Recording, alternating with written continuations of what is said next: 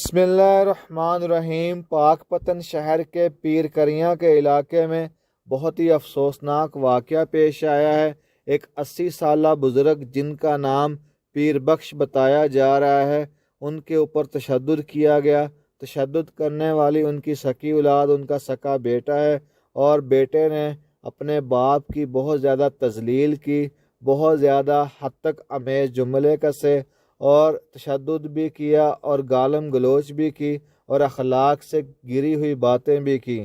باپ کو جو ہے وہ بیٹا جو تانے مار رہا ہے کہ تمہیں تو کوئی سالن بھی نہیں دیتا، میں تمہیں دیکھ لوں گا اور تم میرے سامنے کچھ بھی نہیں ہو، اس طرح کے جملے وہ بیٹا بدبخت جو ہے، بد نصیب جو ہے، اخلاق سے گرا ہوا، جتنی بھی مذمت کی جائے، جتنا بھی اس شخص کو برا بولا جائے کم ہے۔ تھوڑے سے زمین کے ٹکڑے کے لیے آج بیٹے کا جو خون ہے وہ سفید ہو گیا، اور اس نے سارے احسانات کو بھلا دیا جو اس کے باپ نے اس کی پرورش کے لیے، اس کی تعلیم و تربیت کے لیے، اور جو بھی اس کو ریکوائرمنٹ تھا زندگی میں سارا مہیا کرنے میں اپنی جو زندگی، اپنی جو خوبصورت عمر صرف کی، آج وہ سفاک بیٹا سب کچھ بھول گیا، صرف اور صرف زمین کے چھوٹے سے ٹکڑے کے لیے۔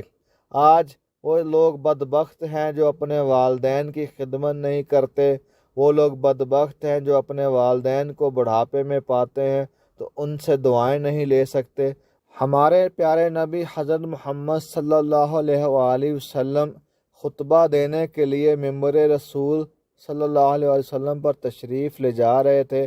پہلے سٹیپ پہ انہوں نے کہا آمین، دوسرے پہ کہا آمین، تیسرے پہ کہا آمین۔ خطبہ ختم ہوا تو صحابہ کرام نے ماجرا پوچھا، یا رسول اللہ صلی اللہ علیہ وآلہ وسلم، آپ نے پہلے، دوسرے، تیسرے قدم مبارک جب رکھے تو آپ نے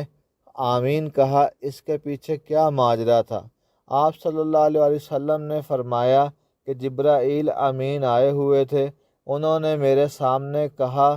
کہ ہلاک ہو وہ شخص جس کے سامنے نبی پاک صلی اللہ علیہ وسلم کا ذکر کیا جائے تو وہ آپ صلی اللہ علیہ وسلم پر درود و سلام نہ بھیجے، تو میں نے کہا آمین۔ پھر حضرت جبرائیل علیہ السلام نے فرمایا ہلاک ہو وہ شخص جس نے رمضان المبارک پایا اور اپنی بخشش نہ کروا سکا، تو میں نے کہا آمین۔ پھر حضرت جبرائیل علیہ السلام نے کہا ہلاک ہو وہ شخص جس نے اپنے والدین کو پایا اور وہ ان کی خدمت نہ کر سکا، ان سے دعائیں نہ لے سکا، تو میں نے کہا آمین۔ نبی پاک صلی اللہ علیہ وسلم نے جس چیز پر آمین کہہ دیا ہو، سوچئے اگر ہم وہ چیزیں نہیں کریں گے تو ہماری زندگی میں سکون ہوگا یا بے سکونی ہوگی۔ ہم جتنے مرضی اپنے آپ کو کامیاب تصور کر رہے ہوں کہ میں نے بہت کچھ جمع کر لیا، میں نے یہ بنا لیا، میں نے وہ بنا لیا، جس شخص کے والدین اس سے ناراض چلے گئے، جس شخص کے والدین اس سے ناراض ہیں، اور یہ ایک مکافات عمل ہے۔ آج جن بچوں کو آپ کھلا رہے ہیں اپنے والدین کو ناراض کر کے، وہی بچے کل کو آپ کے ساتھ وہی رویہ اختیار کریں گے جو آپ نے اپنے والدین کے ساتھ کیا ہوگا۔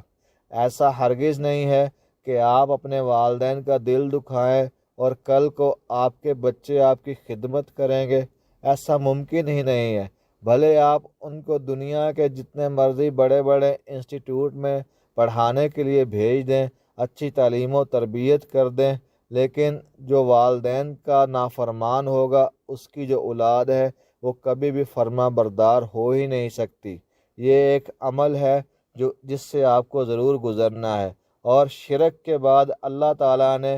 جو بڑا سب سے گناہ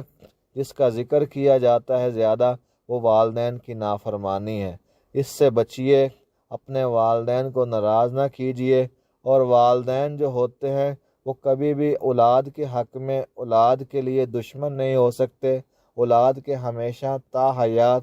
خیر خواہ ہی رہتے ہیں، بھلے وہ جتنے بھی سخت ہوں، بھلے وہ آپ کو جتنی بھی حقارت کی نظر سے دیکھتے ہوں، لیکن وہ کبھی بھی اولاد کے حق میں برے نہیں ہوں گے۔ ان کا کوئی نہ کوئی عمل، کوئی نہ کوئی ان کی سوچ جو ہے کہیں نہ کہیں اولاد کی فیور میں ہی رہے گی، بھلے وہ تنگ دستی کی زندگی گزاریں، خوشحالی کی زندگی گزاریں، محبت اور پیار اور توجہ کی جو مرکز ہوتا ہے وہ ہمیشہ ان کی اولاد ہی رہتی ہے۔ لہٰذا جن لوگوں کے والدین ان سے ناراض ہیں یا انہوں نے دل دکھایا ہے، اپنے والدین سے معافی مانگیے اور گلے لگائیے اور ان کے ہاتھ چومیے، کیونکہ اللہ تعالیٰ نے آپ کو جو نعمت سے نوازا ہے وہ ہر کسی کو میسر نہیں ہے۔ ہمارے جو نبی تھے وہ یتیم بھی تھے اور مسکین بھی تھے، اور جو ہمارا دین، جو ہمارا مذہب، جو ہمارے نبی پاک صلی اللہ علیہ وسلم کی تعلیمات ہیں، اور قرآن میں تو اف تک نہ کہو اپنے والدین کو، یہاں تک فرما دیا گیا۔ اور آج آج اللہ تعالیٰ نے ہمیں اگر تھوڑی سی طاقت دی ہے، جان بخشی ہے، تو کل ہم نے بھی بوڑھاپے کی طرف جانا ہے۔ کبھی ہمارے بھی والدین جوان ہوا کرتے تھے، لیکن کچھ دن کے بعد ان کی عمر ڈھلنا شروع ہو گئی۔ ایسے ہی آج نہیں تو کل 10 سال بعد ہم نے بھی بڑھاپے کی طرف چلے جانا ہے، پھر ہم بھی بے بس نظر آئیں گے۔ لہٰذا خدارا جن لوگوں نے اپنے والدین کو ناراض کر رکھا ہے، اپنے والدین کو منائیے اور دنیا اور آخرت دونوں کی کامیابیاں سمیت